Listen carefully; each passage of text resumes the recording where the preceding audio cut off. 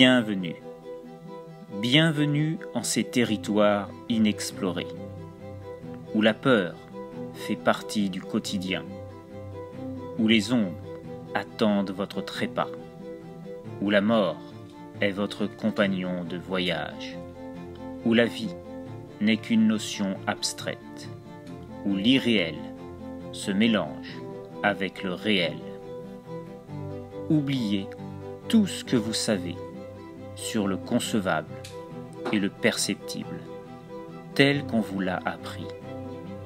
Seul compte ici la force de votre esprit, face à l'innommable et l'indescriptible dans toute sa force. Vous qui entrez ici pour entendre des récits au-delà de votre imagination, vous allez découvrir un autre sens du mot angoisse. Alors, sans plus attendre, prenez votre ticket pour la terreur et voyageons ensemble aux confins de ces histoires de l'autre monde.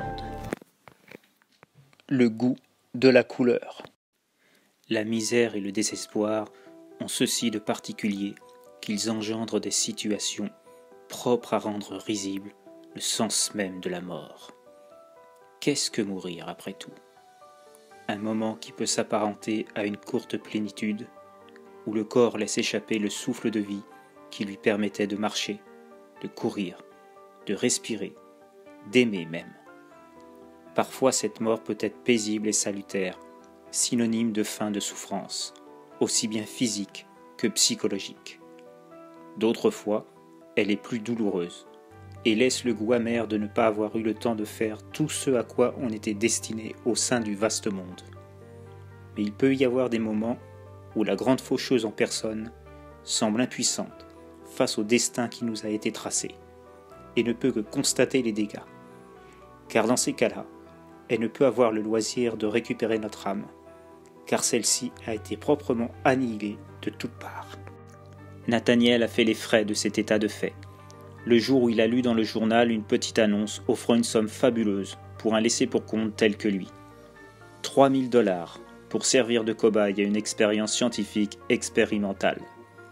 Il n'y avait pas beaucoup de détails sur l'objectif de l'expérience, ni dans quelles circonstances elle se déroulait.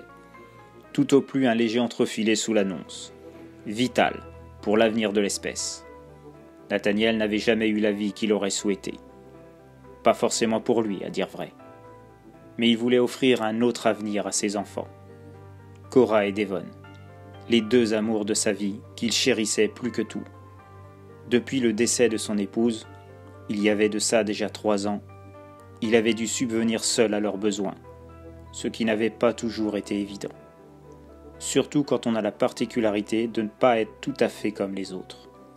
Du moins, selon une grande partie de la population américaine, où les idéologies raciales ont la vie dure, malgré les discours rassurants, donnant une baisse des mouvements anti-ethniques à travers le pays.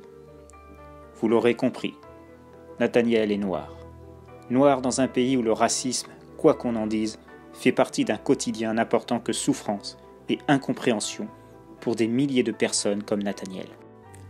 Quand il est venu en Amérique, Nathaniel était plein d'espoir, la tête remplie d'idées, sur un avenir qui ne pouvait être que radieux dans le pays des libertés.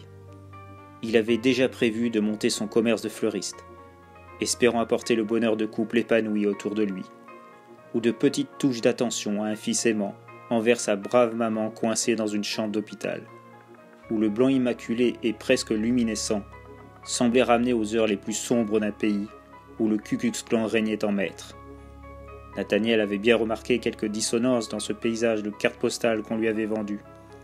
Mais il s'était dit que ce ne devait être que des poussières, dans un univers où l'humanisme devait s'épanouir en toute quiétude.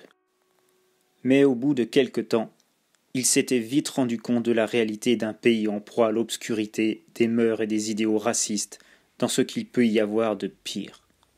Il n'a jamais pu obtenir le moindre crédit pour ouvrir son commerce. Pointé du regard, dans certains bars où il sentait bien que sa couleur gênait les autres clients, même si ceux-ci ne disaient mot. Au bout de quelques semaines, la réalité d'une Amérique cachée était apparue de plein fouet. et n'ayant plus d'économie pour payer le loyer, et pour éviter à ses enfants de connaître la misère et la honte de se retrouver à vivre sous un pont, il devait se résoudre à accepter toute forme de rémunération, quelle qu'elle soit. Alors oui, qu'importe ce que cachait cette annonce, sa situation exigeait qu'il ne se pose pas trop de questions. De plus, l'annonce précisait que l'argent serait envoyé à la famille en cas de soucis techniques. Un terme tout en ironie pour dire que l'on pouvait y passer. Mais son fils Devon était assez grand et débrouillard pour prendre la suite avec cet argent en main, pour continuer à payer le loyer et prendre soin de sa petite sœur. 3 000 $, c'était largement suffisant pour tenir longtemps. Et au pire, il se servirait de l'argent pour revenir au pays, chez un membre de la famille, dans un pays où la couleur ne pose pas de problème d'évolution sociale. Alors, il avait rangé ses peurs de côté, et il s'était rendu sur place, à l'adresse indiquée sur l'annonce. Une grande bâtisse, parsemée de baies vitrées, s'offrait à son regard à son arrivée, après avoir traversé un quartier étrangement calme, presque vide.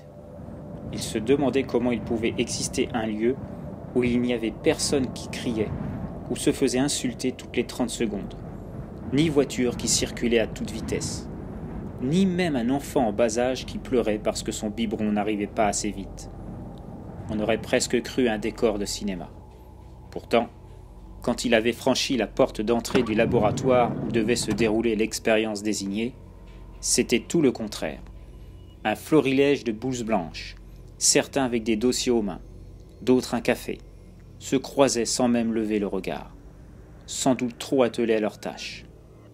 Un endroit qui sentait le professionnalisme de toutes parts, et c'était plutôt rassurant.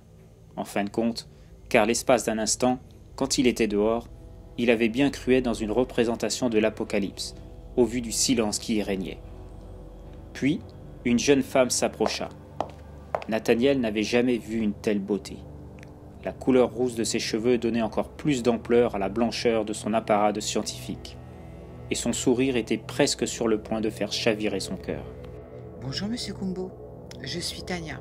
C'est moi qui suis chargée de vous expliquer en quoi vont consister les tests pour l'expérience et de vous accompagner durant le processus. Complètement sous le charme, Nathaniel se contenta de hocher la tête. Il n'osait pas parler, tellement il avait peur d'affreusement bafouiller, et suivit Tania vers une grande porte grise, où était indiqué à son sommet le nom « Expérience Vitalis ». Curieux comme nom, mais il s'en moquait. Tout ce qui l'intéressait en l'instant présent, c'était la somme que cela allait lui rapporter, et qui permettrait à ses enfants de survivre. Une fois la porte passée, ils parcoururent plusieurs couloirs, croisant encore plusieurs blouses blanches, qui se raréfièrent cependant de plus en plus. Puis ils prirent un ascenseur qui les descendirent au 2e sous-sol de la société. Là ils entrèrent dans une grande salle, où de nombreuses consoles de commande, pareilles à un centre de lancement pour fusées, se mélangeaient à d'immenses ordinateurs. Au centre de la pièce, se trouvait une sorte de cube aux parois lisses comme le verre d'un gris éclatant, comportant sur ses côtés 2 sortes de grandes cuves reliées au cube par de grands tuyaux. L'installation était impressionnante et Nathaniel se sentait un peu mal à l'aise au milieu de tout ça. Heureusement, Tania était là pour le rassurer. Venez Monsieur Kumbo, je vais vous montrer quoi faire. Surmontant sa timidité et voulant sans doute inconsciemment impressionner Tania, Nathaniel se risqua à demander les dangers de l'expérience. Ce à quoi Tania sourit. Ne vous inquiétez pas. Jusqu'à présent, nous n'avons subi aucune perte.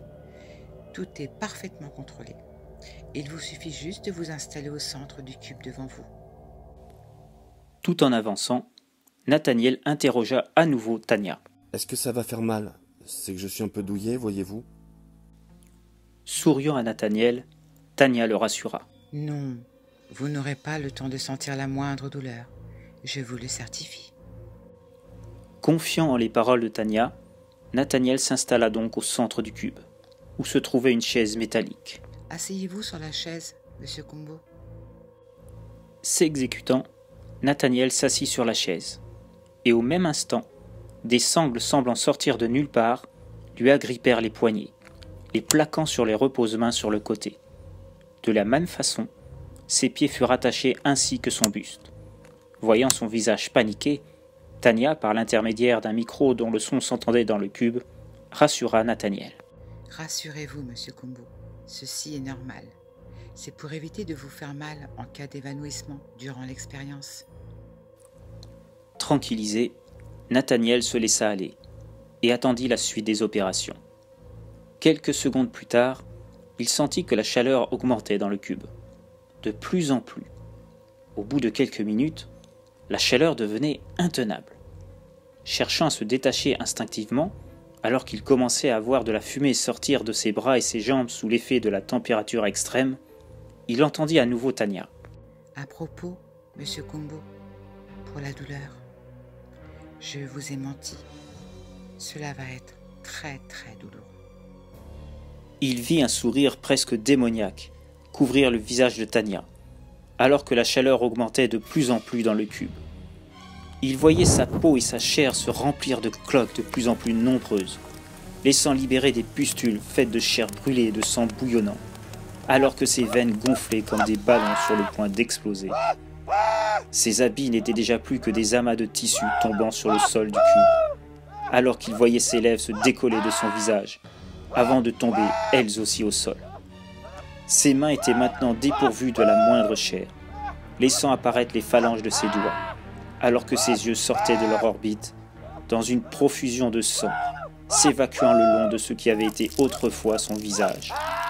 Ses jambes se détachèrent du corps comme des fruits trop mûrs, disparaissant sur le sol, comme une putréfaction accélérée, digne des plus grands films d'horreur. Plus la température augmentait, plus il sentait se liquéfier son corps et sa vie partir. Il ne pouvait même plus considérer cela comme de la souffrance. Cela allait bien au-delà, et il espérait voir sa vie s'en aller le plus rapidement possible pour ne plus subir cette souffrance intolérable. Le traitement ne dura que quelques minutes, mais Nathaniel les perçut comme des heures, au fur et à mesure que son corps se transforma en un amas liquide, où la couleur de sa peau dont il était si fier fusionna avec le sang, les tripes et le reste de ses entrailles dans un amalgame horrible, formant une immense flaque aux allures de rivière putride. Il ne restait plus rien de ce qui avait été autrefois Nathaniel, plus rien de solide en tout cas. À cet instant, les extrémités des tuyaux reliés aux cuves extérieures se mirent en action, aspirant le mélange nauséabond et brûlant. Quelques secondes suffirent pour que le cube soit à nouveau vide de toute substance. Tanya s'approcha alors de chacune des deux cuves, posant un flacon sous chacun des robinets de ceux-ci, afin de recueillir le liquide ainsi obtenu.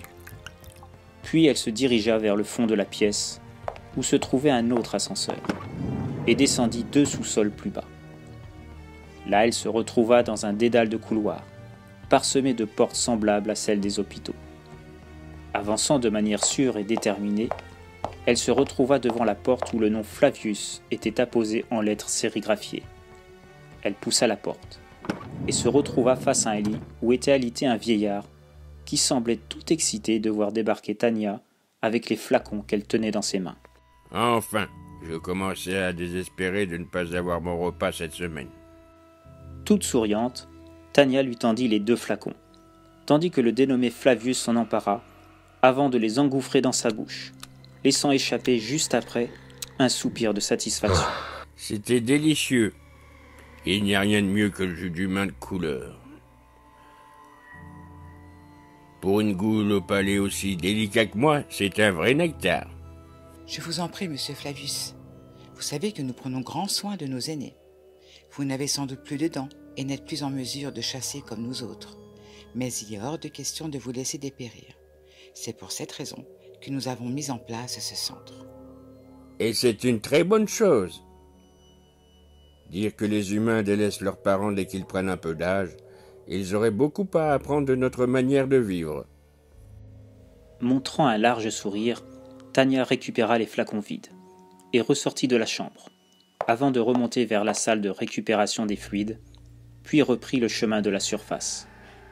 Arrivée dans le hall d'entrée, elle se dirigea vers la grande porte vitrée et se rendit à l'air libre, comme satisfaite de sa journée, pensant déjà à la prochaine victime qui viendrait franchir cette porte pour offrir sa vie pour un des anciens parquets dans les sous-sols. Elle se disait combien elle aimait son métier. Demain, c'était jour de repos pour elle. Elle allait pouvoir aller chasser l'humain dans les autres quartiers.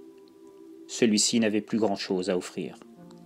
Elle avait hâte, car elle adorait chasser. Elle trouvait ça tellement grisant. Rien que d'y penser, elle ne pouvait s'empêcher de caresser avec sa langue sa dentition acérée. New York était vraiment parfait pour les ghouls.